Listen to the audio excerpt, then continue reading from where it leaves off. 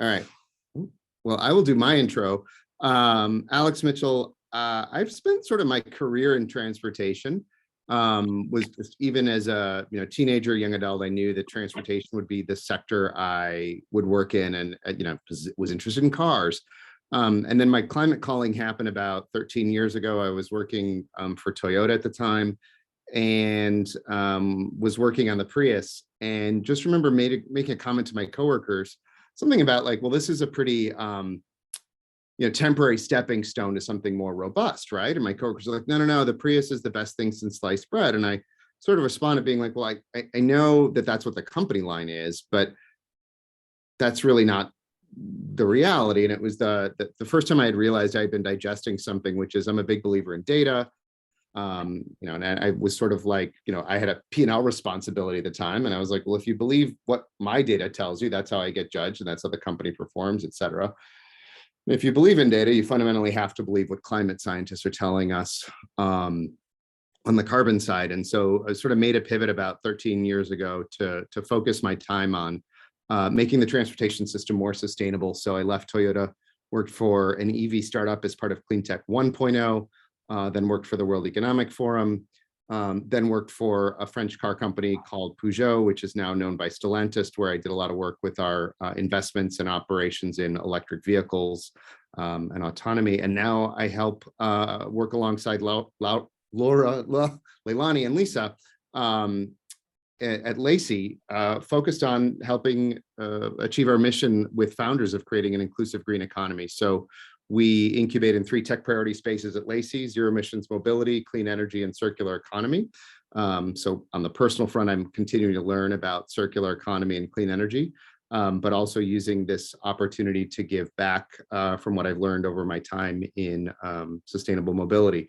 And then on the side, I run a newsletter that's focused on helping sort of angel, seed, Series A stage investors in the sustainable mobility space sort of understand what's happening. So like Candace said at the beginning, we'll pause at like probably the 45 minute mark for questions.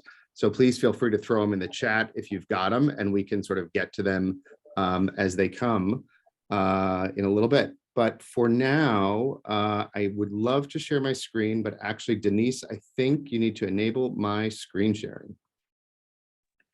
On it. Yeah, thank you. There you go. That should work.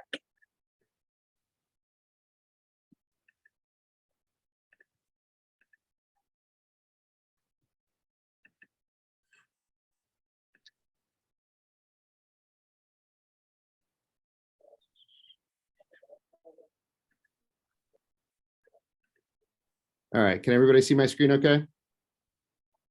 Awesome.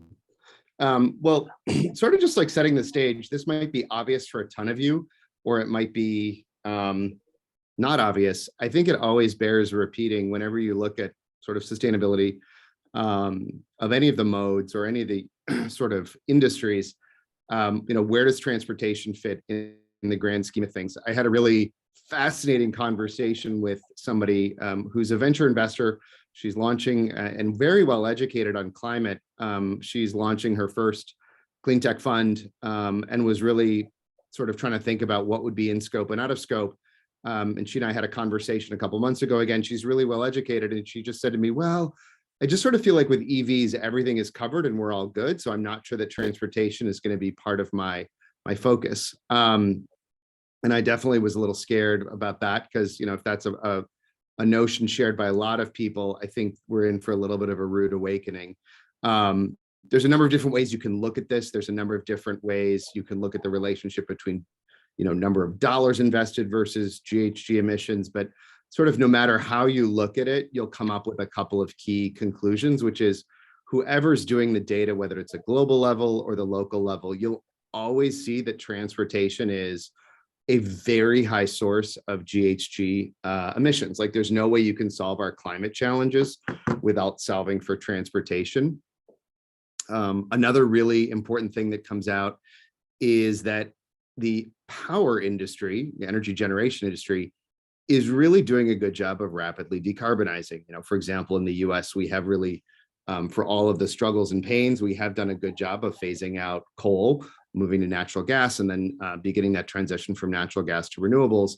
The beauty of that is it makes actually, in theory, a very beautiful flywheel for transportation, where the EVs that might have been purchased 10 years ago as a Nissan Leaf Gen 1 are getting cleaner and cleaner every day as the grid gets cleaner and cleaner. So there's this big disconnect where actually the energy sector, I would argue, has started to dig in and do its fair share. And we haven't really begun the transportation equivalent that you see on the energy side. And then there's a little bit of more bad news before it gets to good news. The good news is that we know like the big levers we have to pull to decarbonize transportation. The bad news is we haven't even really begun to do so. So one of the like helpful sort of mental frames I have as I think about decarbonizing transportation is I think about one, just like decarbonizing vehicles. And that's the obvious thing. People get it. Tesla, I've seen Teslas, they're really cool. And then the other, though, is a slightly different one, which is more to sort of mode shift and improved efficiency of existing assets. And so taking them one by one, right? Decarbonizing vehicles. This is obviously in some vehicle form factors already a done deal. And in other form factors, it's significantly harder. So a really good rule of thumb as you look at sustainable mobility is the smaller the form factor, the easier it is to decarbonize it by electrification. Bikes are really rapidly tipping towards bikes plus electric bikes. That's a very, very clear trend globally. Passenger cars, we're starting to get to a penetration rate in certain markets where it's definitely a tipping point. Markets like Norway, et cetera, but even the US is beginning to show signs of getting to that tipping point. We're also seeing other vehicle form factors start to approach that tipping point where it just becomes a non-starter to invest in R&D that would be something different than zero emissions electrification if you're like a big manufacturer. And so that could be medium duty vans, right? Where Amazon is insanely voraciously hungry for electric medium duty vans, even harbor boats. So like the small types of boats that you might go out on a boating trip on Lake Mead kind of thing or whatever, those are tipping towards electrification, and short haul aviation is starting to beginning to tip as well. So like all those smaller form factors are tipping towards electrification. And then on the remaining form factors, it's talking about like heavy duty trucks, ocean going vessels, long haul aviation. That's often what's called like hard to decarbonize. And we do have definitely competing technologies where it sort of still is an open guess. And there's a lot of different hypotheses and theories about who will dominate, where oftentimes you see a 2 or 3 way technology race between competing technologies. One might be electrification and a breakthrough in solid state batteries, for example, a big approach towards hydrogen, and then also a big shift towards sustainable fuels. So on the left, like we sort of know we got to decarbonize vehicles. The heuristic there is the smaller the form factor, the more likely it is that just a battery electrification is the way to go. And the bigger form factors, there's this like tech race that's underway. Then you go to the right and you've got like a little bit of a piece of bad news again, which is even if every single new vehicle sold across all vehicle form factors, from bikes to passenger cars to ships, were zero emissions today, it wouldn't be enough to shift our GHG output to meet climate goals. And a lot of that is just legacy infrastructure. Very few shipping fleets buy a ship with the intention of owning it for 6 months. Very few individuals buy a car with the intention of owning it for just a year. The average age of, for example, cars and trucks on the road in the US continues to creep up, not down. My mom bought a Subaru last year, and that's going to remain sort of part of our carbon budget for the next probably 12 years until she runs it into the ground. So there's this, we're sort of faced, even with the good news on the left, of needing to then think about, well, if we're not going to necessarily decommission all this legacy infrastructure, right? There's not political will necessarily in the US to tell every single driver of a gasoline powered car, you have to take that off the road and we're going to give you a whatever, $10,000, $20,000 bounty for doing so. We're going to have to embrace some form of efficiency and mode shift, which is to say, okay, we might not force somebody out of their 12-year-old Corolla, and we might not force that shipping company out of bunker fuel that they've been using to get that ship across the Pacific from China to the US, we're going to have to do things like mode shift, which is the notion of getting, my mom keeps her Subaru, but she uses it less as she embraces active transit, public transit, micromobility, e-cargo bike, or as we just find ways of making that ocean going ship still use bunker fuel, but more efficiently. So anyway, that's sort of like my little mental model of like, are we talking about decarbonization? Or are we talking about mode shift and improved efficiency? That's sort of, as I try to think about opportunities in sustainable mobility, just a useful couple of heuristics that I have as I evaluate opportunities. I'm going to go through a few highlights. These are highlights that our research team here at LACI prepared several months ago, so it's a little bit outdated, but I think it bears repeating because some of the trends are definitely not slowing down. What you've got across these rows is just the various different ways of sort of some of the sectors of sustainable mobility. As a former car person, it's pretty easy to just get fixated on that column in the middle of like light duty private vehicles. But as you go back to that slide before, you realize sort of that, again, even if we were just to somehow solve for light duty private vehicles and Tesla convinces everybody to switch to electric vehicles tomorrow, it's still not enough. And then you need to think about some of the examples of the columns on the right, shared and last mile mobility, public transportation, mobility aggregation. So you'll get this presentation as a follow-up, so no need to I'm not going to go into each of these examples. But what I will share is just sort of some of the big secular shifts. If you look back 5 years ago, there was so much venture enthusiasm for, or 3 to 5 years ago, for seeing the success story that was Tesla and saying, well, gosh, how do I not miss investing in the next Tesla, whether that's NIO in China or Rivian here in the US. And while that's still there, I would say a lot of the effort and interest is also focused on a couple of other different subsectors that historically hadn't been sort of venture investable.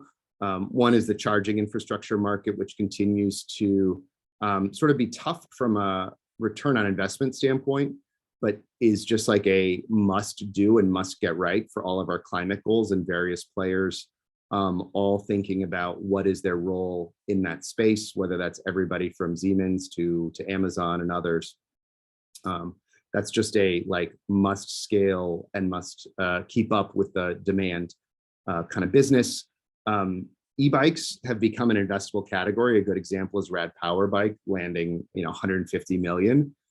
It was sort of unthinkable several years ago that bikes, it's in and of themselves, a bike manufacturer even could be venture fundable, but now it is. And then trucking is also tipping into that venture investable category. Again, 3 to 5 years ago, doing a medium or heavy duty trucking manufacturer, people would just look at you slightly askew. And now everybody's realizing that there is just such a huge opportunity. Medium duty, again, is tipping very quickly towards electric. Heavy duty has got that tech competition between various substitutes, and everybody's realizing that the medium and heavy duty sector is sort of ready for that big transformation that might be a little bit parallel to sort of what happened with Tesla and the passenger car system, about a decade ago. So that's sort of what happened on the venture investment side. What I would say then, this is just a look again from our own internal research team here at LACI of things that happened more from the corporate side, like what are large incumbents in this space thinking about, what are they doing? And again, you'll get this presentation, but I'll just highlight a few themes that definitely have looked different now than they did several years ago. One is sort of becoming the car manufacturers themselves becoming much more directly involved in the charging industry system. There has been this sort of big dichotomy of Tesla 10 years ago saying, well, we're going to set up our own charger network.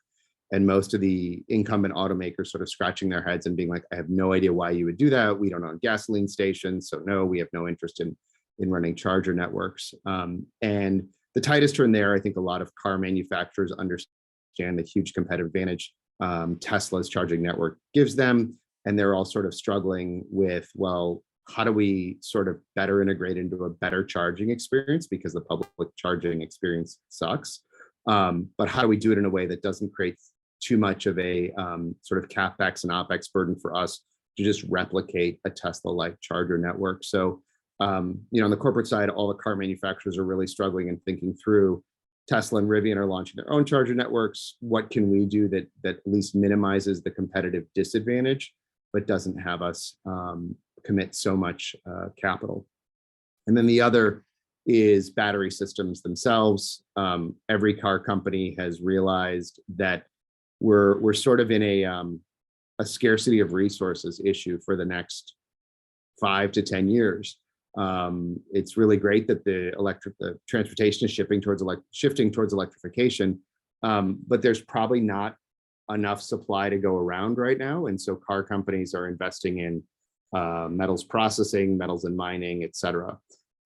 It'll be a really interesting thing to look ahead sort of 15 years from now and see whether that degree of vertical integration still holds, or whether that's a temporary shift just driven by the scarcity of resources over the next 10 years. And by the time 10, 15 years pass, that the automakers will sort of unwind those investments, saying, well, we've got a circular economy of batteries now. We've got more metals and mining companies investing in further growth. So we don't need to own these assets anymore. But there's definitely been this big shift in the last couple of years of car manufacturers saying we have to invest both in car charging and in battery systems. And it'll be interesting, again, to look forward 10 years from now and see whether both those sort of vertical integration steps are still necessary, or they are just seen as sort of like a necessary temporary stepping stone to get us to a more stable market environment.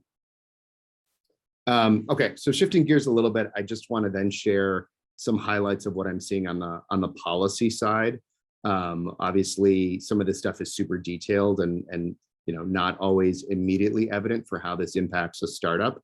But I think there's insane amounts of good news. I was talking with Lisa, who's on this call a couple of weeks ago, how there's a lot of doom and gloom you read in the press over the last, 4 months about the state of startup financing, right? So many startups are finding it very difficult to raise capital.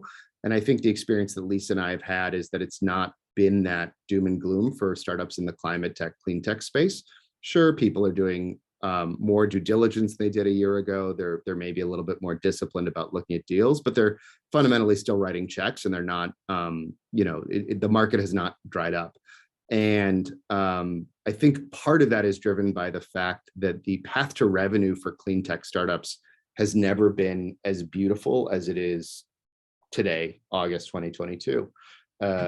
There's two revenue paths that are just very, very clear for clean tech startups in the mobility space and in other parts of clean tech that just didn't exist 3, 5, 10 years ago. One is that corporate stuff I mentioned before. Amazon, for example, is not slowing down its desire to purchase electric vans just because of a temporary sort of economic uncertainty. If anything, Amazon is doubling down on its climate ambitions. So that path to revenue for any company that's in the B2B side looks stronger than ever. Maersk, for example, a global shipping giant, has brought forward its carbon neutral goals by a decade, rather than saying, oh, the economy is getting a little funky, we'll put off this sort of optional spending of decarbonization. None of the corporates seem to think this is sort of optional or in any way separated from their mission critical ambitions. So the corporate procurement and partnerships are looking stronger than ever if you're a startup and want to get that path to revenue. And then the other side, on the government side, it's also just literally never been better. And the highlight there for me, or the top line, is for the first time in years, Washington, D.C. and California are moving the same direction. That was obviously not the case during the Trump administration, but during a Biden administration, that's a reality. And for those who don't know the US market as well, sort of there's an incredible amount of leadership that happens at the state level that California does that then get adopted by other states. So although California is definitely not an equal to the federal government, there's a lot of important policy items it leads on. So federal level, some stuff that's just happened. We've returned to Obama era level of fuel economy standards for vehicles. plus for the first time, like really more robust standards on heavy duty vehicles, which not only emit a lot of greenhouse gases, but also pollutants that poison the air. We just got the Inflation Reduction Act approved. That's going to have a huge growth potential for EVs, both for new EVs and for used EVs. And then the infrastructure bill continues to find its way, sort of like trickle through the various agencies in terms of both procurement and grants. So really great progress under the first year plus of the Biden administration on what we've been able to do in terms of policies that help make a market. On the California side, basically California has banned sales of internal combustion engine vehicles after 2035. And a whole bunch of states are following that and following suit. More importantly, probably, Governor Newsom has mandated that medium and heavy duty vehicles need to be 100% zero emissions by 2045, and a decade earlier for drayage, which is trucks that do short haul trucking between a port and a warehouse. And potentially most importantly, the federal government has reaffirmed that California has a right to set its own vehicle emissions programs. You used to, if you watch The Price is Right as a kid in the US, you might remember vehicles with California emissions. And those rules are followed by over a dozen states, and the number of states that follow that continue to grow. And then obviously on the global side, the US is a little bit behind some of the other markets, but we're seeing very similar direction of ambition. The EU is moving forward with effectively banning the sales of gasoline or diesel-powered light-duty vehicles after 2035. And any number of other countries in East Asia, et cetera, are also aligning on that 2035 phase out. So, sort of on the policy side, I think one of my remaining social equity concerns is how to handle in the global South, where it's just going to be a harder issue to tackle given some of the purchasing power issues you see in the disparity between emerging and developed markets. So really, really good news on the policy side. And again, for sustainable mobility startups, that pathway to revenue, whether it's on the government side with grants or procurement, or whether on the corporate side, it's just incredibly good news despite some of the temporary dips in the venture funding market. And again, just stealing a page from LACI, I want to share a little bit with just what we're excited about as an incubator, and then I'll get in a little bit broader topics to keep watching. We as LACI, we're a nonprofit clean tech incubator. Like I mentioned, we incubate in 3 areas: zero emissions mobility, clean energy, and circular economy. Within zero emissions mobility, there's sort of 6 opportunity areas that we're keeping a strong eye on. One is curb management, congestion, and pollution pricing solutions. If you go back to that beginning slide where it's like vehicle decarbonization versus behavior, mode shift, efficiency, this fits on that right bucket. This is the notion of, New York City, for example, is moving forward with a congestion pricing plan. LA is moving forward with a congestion pricing pilot. For the situation where my mom, who's just probably not going to get rid of her Subaru that she bought a year ago, this is one of the important levers we can pull to get her to use her Subaru less and think about taking the train, getting on a bike, et cetera. Another thing we're really looking into is charging infrastructure for multi-unit dwellings. That's like apartments, condos. This is still a huge problem. Roughly 50% of the US population lives in multi-unit dwellings. And we all know friends who've tried to do this. They're like, oh, I want to buy an EV, but my HOA or my landlord just has zero interest, or it's just going to become incredibly hard. I don't think anybody's yet got the silver bullet, but it's a really important one to develop about how do you get people who live in multi-unit residential developments into zero emissions miles. Electrification of last mile goods delivery. This is tipping pretty quickly. Cities historically didn't have a lot of sustainable mobility levers. A lot of those sat at the federal or state level in the US and in other markets. But cities now have realized they can set curb policies and relate those to emissions and ask Amazon and DHL and Walmart, whatever, you're going to have to use zero emissions, or you're going to even have to go zero emissions in small form factor if you want to deliver in this city. Bus fleets remains like this amazing Swiss Army knife. If you can electrify a bus fleet, it pays insane dividends, including creating a better ridership experience for bus riders. Business models for heavy duty truck infrastructure. Heavy duty truck infrastructure is it's a 1 megawatt standard for charging. That causes utilities to fall out of their chairs when they realize what it's going to take from a grid perspective. And so there's a lot of people who are thinking about very interesting business models that link back to battery storage, whatever else. And finally, battery life cycle of lithium-ion batteries.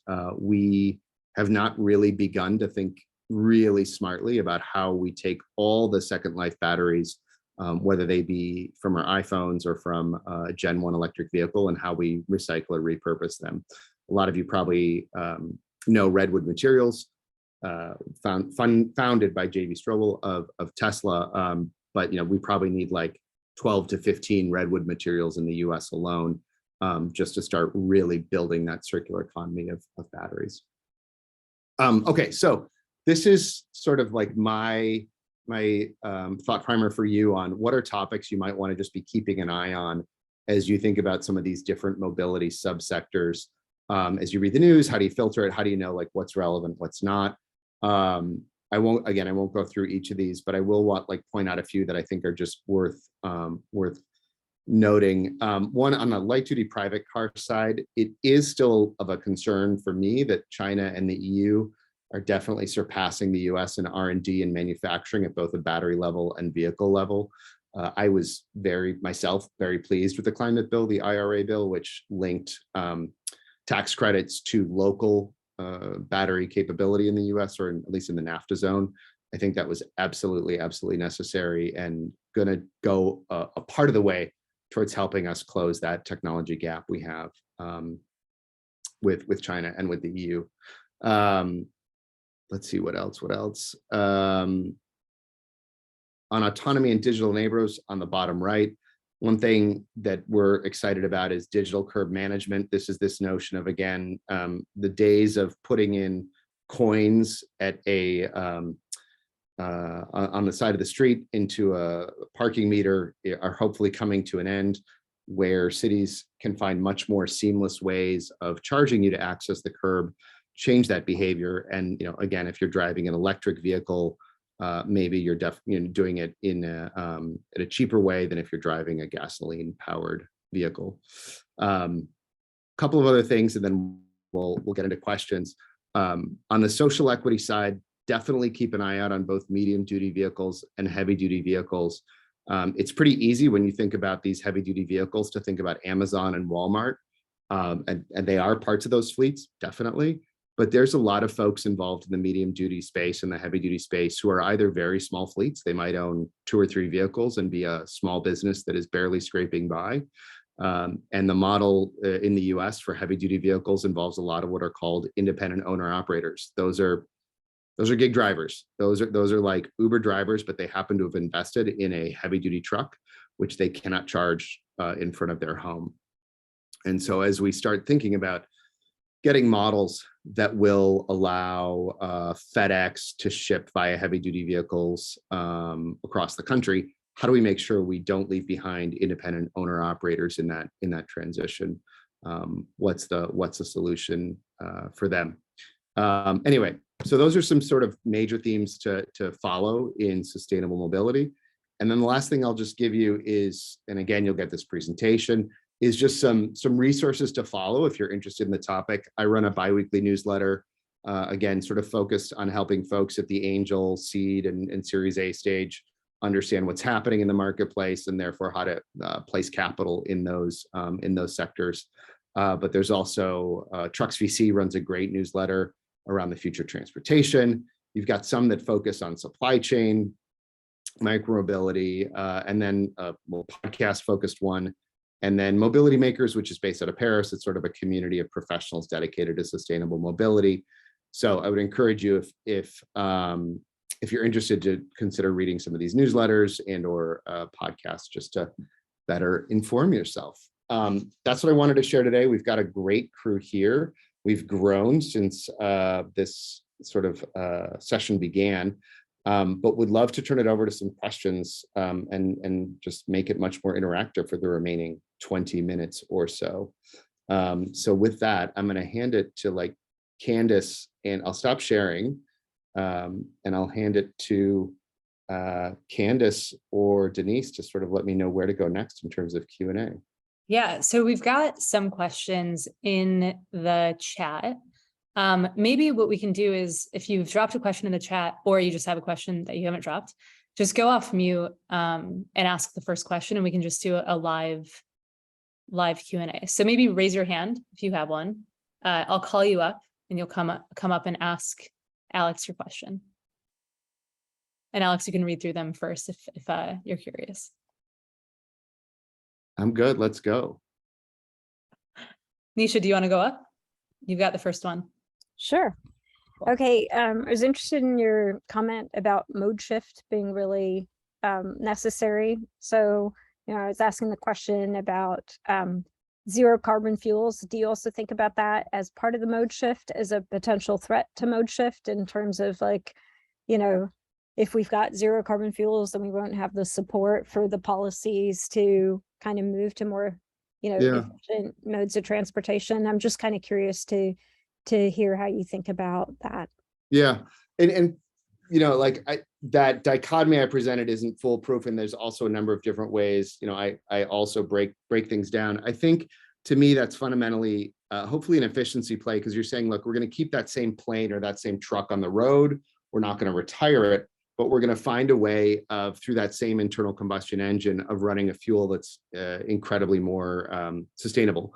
So I would sort of probably put that in the right-hand bucket of mode shift and efficiency, keeping the same assets, if you will, but finding a way to be much more efficient with them. So by and large, yes. What I would say, though, is that in the US, we have a checkered past as it relates to sustainable fuels. The ethanol program in the US, I would argue, is, and I say this as somebody who's from the Midwest, it's one of the most wasteful concessions to Iowa farmers I've ever seen. And, from an environmental standpoint, it does not hold up mathematically. However, ethanol for cars is a very different topic than sustainable aviation fuels or something else. So I'm definitely open to sustainable fuels, zero carbon fuels for other form factors, but we've got a pretty checkered history when it comes to passenger car sort of sustainable fuels.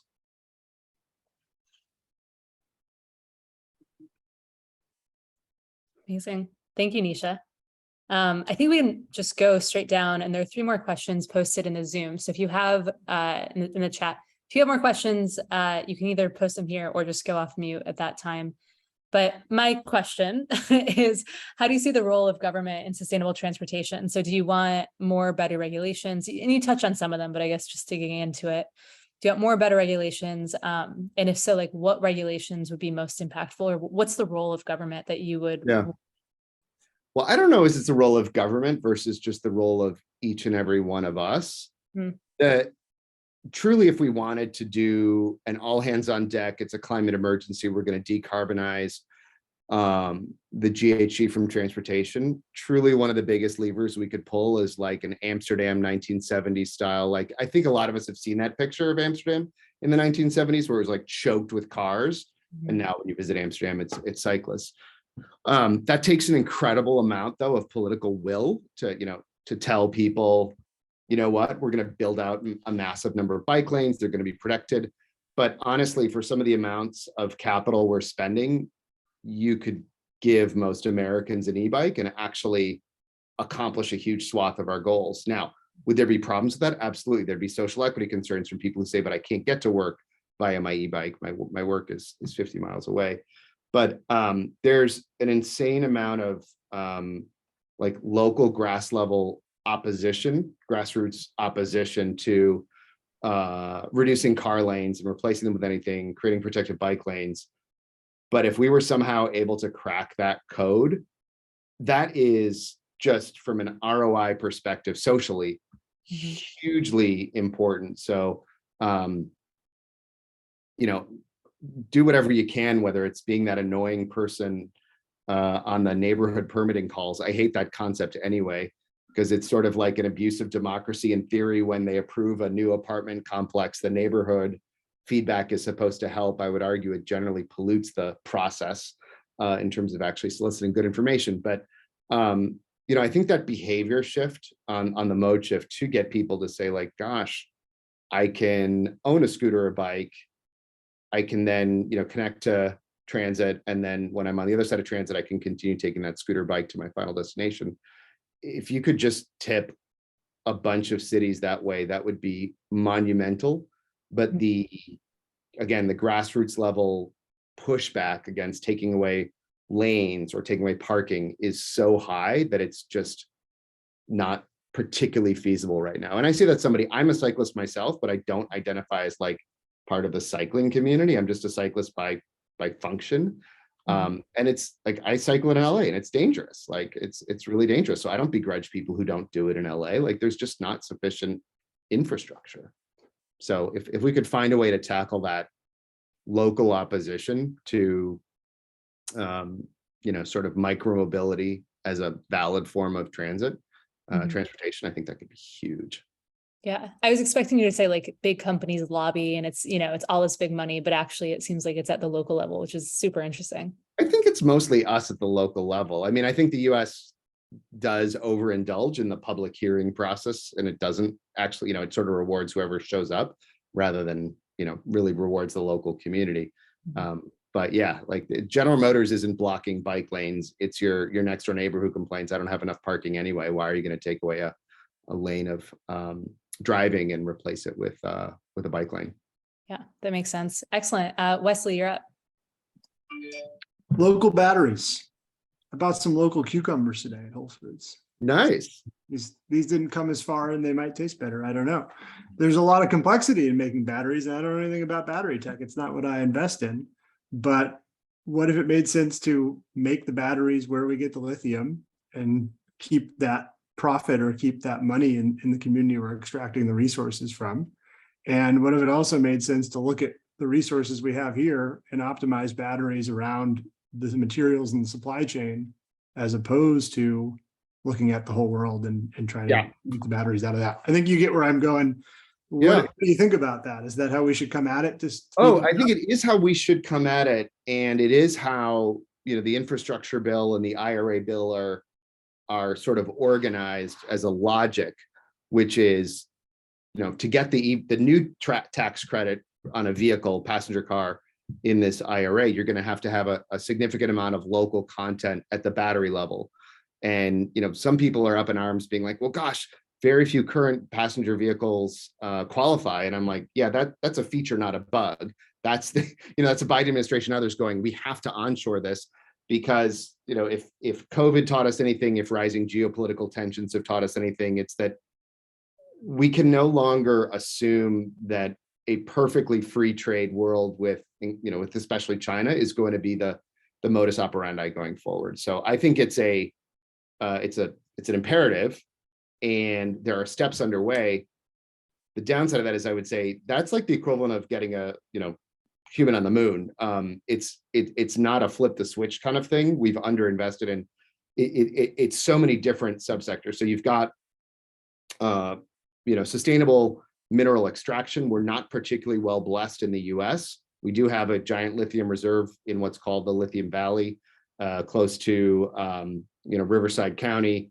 Close to Palm Springs, where there's the Salton Sea has an impressive amount of lithium that could be more sustainably mined. Nevertheless, you still got really wanting to make sure that community comes along in that process and is benefited from that. Historically, mining has done a terrible job of benefiting local communities. Mining, we've got opportunities to do sustainably in the US. We also are blessed by the fact that we've got an existing trade framework with our neighbors to the north and the south, and Canada's more blessed on the mineral front than we are. Then you've got processing, which we have nothing in terms of processing of minerals. Again, Canada's a little bit more blessed than we are, and we're part of that same trade pact. And then you've got taking that processing and turning it into cell manufacturing and battery manufacturing. We're just super far behind. And so each of these like individual value chain steps are going to take dozens of corporate allocation of capital decisions, dozens of venture capital decisions, to start piecing together a reliable value chain and supply chain that can be relied on in the future. And so it's absolutely imperative, but it's just going to take years to get there and lots of hard work. And there's no one like, oh, you flip the switch and you're done. It's dozens of little projects that all need to succeed. And that's to say nothing of the circularity, right? Like we need to start thinking about recycling some of these batteries. And again, for every, there's one redwood materials, but we probably need, 15 scaling up right now in the US. Thank you. Excellent. So next we have Aditya. Sorry, I'm absolutely, please Okay, pronounce. you can call me Adi. So my question is around charging station infrastructure, as in like there are multiple types of ports as well as connector types, and Tesla has its own, which cannot be used across other companies' vehicles. So is there any discussion in terms of like standardizing these connector types as well as?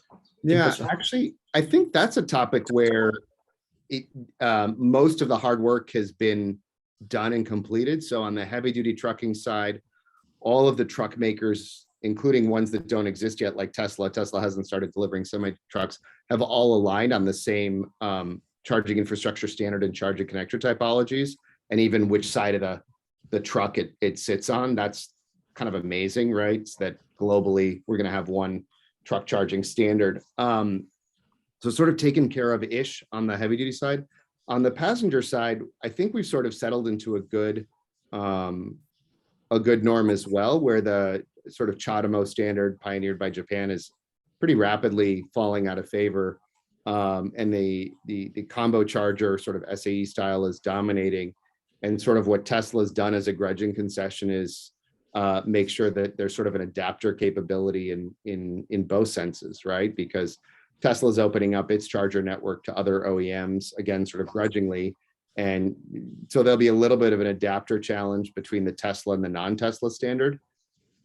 I don't know whether there's much hope on that front, like a breakthrough you had on the heavy duty side. But I do think it's gotten a lot less annoying from a different competing standards on the passenger car side, where you're sort of effectively getting narrowed down to the SAE combo charger versus Tesla.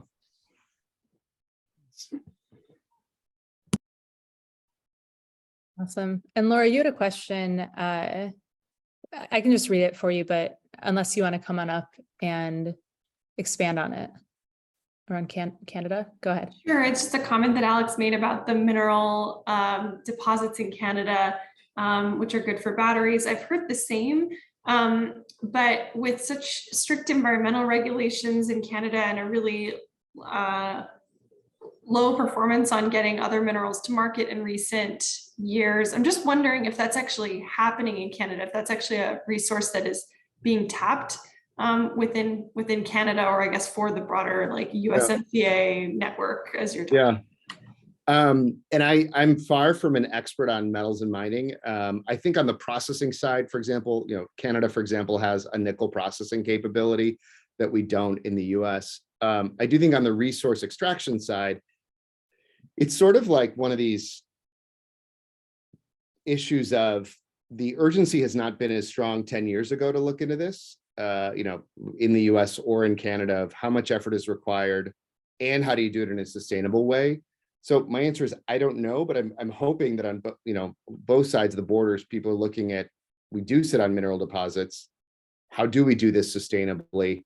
But again, I think it also underscores that issue of the circular economy in batteries. We get a very, very large portion of our batteries here in North America from Asia. Some of those come from very politically aligned countries like Japan and South Korea. Some of those come from countries that don't really have a healthy trade relationship with us, such as China. And so we're going to need to make sure we've got that circularity, where if we already have a battery in circulation, we find a way of making sure we can find a second life application for it. Amazing. Thanks, Laura. I think that's the end of the questions. If anyone has a burning question, you can raise your hand and we'll bring you up. Otherwise, I think, Alex, we can probably just wrap it up. And I guess if people want to reach out to you, we're going to share the presentation, so people will have access to that and your newsletter. But if people want to reach out, say hi, learn more, how should they do that? Probably my email here. I'll just throw my email in the chat really quick. Please don't sign me up for like Groupon. I don't need a Groupon. But I just threw my email in the chat. And yeah, I'm just excited about anybody who cares about this topic. So thank you for joining today. Like I said at the beginning of this call, this is one of the biggest environmental challenges, and it doesn't just get solved when your mother, your sister, your brother, your father, your uncle buy an EV. There's a lot more we still need to do to make other modes of transportation sustainable, like aviation and maritime, or to even make the ground surface transportation more sustainable by one of you getting my mom to stop driving her Subaru and start taking a more sustainable mode. Amazing. Celine, I saw you raise your hand. Just go off mute real quick. Hi, yeah, sorry. A question did just pop up, and I'm kind of thinking about it on the fly. But going back to what Candace was asking earlier about the sort of mode shift and your response that there's like a really strong like grassroots backlash to it. Do you think that's because there isn't existing like investments into public infrastructure in the US policy level? And if there was that, there would be less of a grassroots response, because then there'd be, I guess, if there was greater infrastructure, there's more equity in people being able to access that. And also this is a long question, so you don't have to answer all of it. I apologize. But I'm also trying to think about public transportation infrastructure and how climate tech and innovation can play a role in transitioning towards that. Yeah.